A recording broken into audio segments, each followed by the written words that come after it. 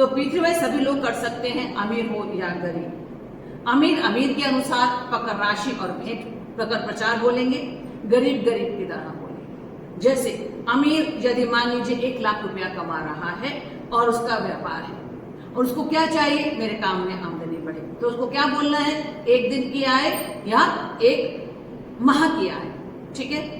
और यदि कोई बड़ा काम बनाना हो या कोई बड़ा रोग दूर करना हो तो क्या बोलेंगे, 1 दिन की आय या 1 समय के आय का भोजन का मूल्य, ठीक है। और यह क्या है, अमीर की थाली है। किसकी थाली है, अमीर की थाली है। तो अमीर की थाली को अमीर जैसा है, क्योंकि अमीर जिस तरीके का होटल में भोजन करेगा तो जितना का थाली लेगा उसी के हिसाब से उसको मूल्य बोलना है, अपनी एक थाली का मूल्य।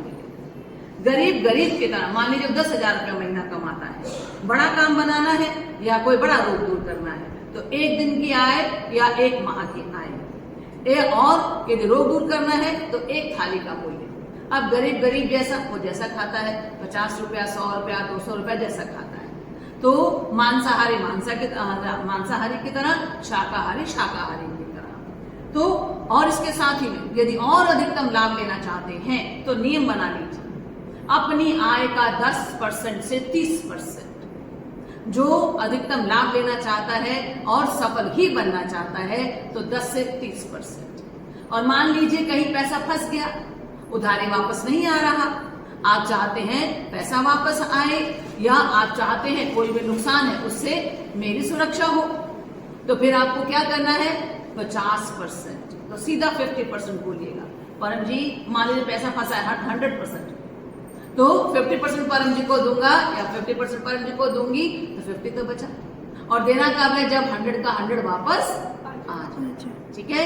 तो ये परम जी की वाणी है कि आपको ये बोलना चाहिए। लेकिन यहाँ पर भी सावधानी क्या है, कपटी नर नारी, सच्चे नर नारी। यस, तो कपटी नर नारी भाई, परम जी की वाणी है, यदि पितृवाई करके आपने काम सोचा, परम जी मेरा ये काम बना दो, अब काम बोलते ही बन गया तो आपके मन में क्या आया, अरे कोई देख थोड़ी ना रहा है, अगली बार काम बनेगा तब दे दूंगा, नेक्स्ट टाइम दे दूंगा।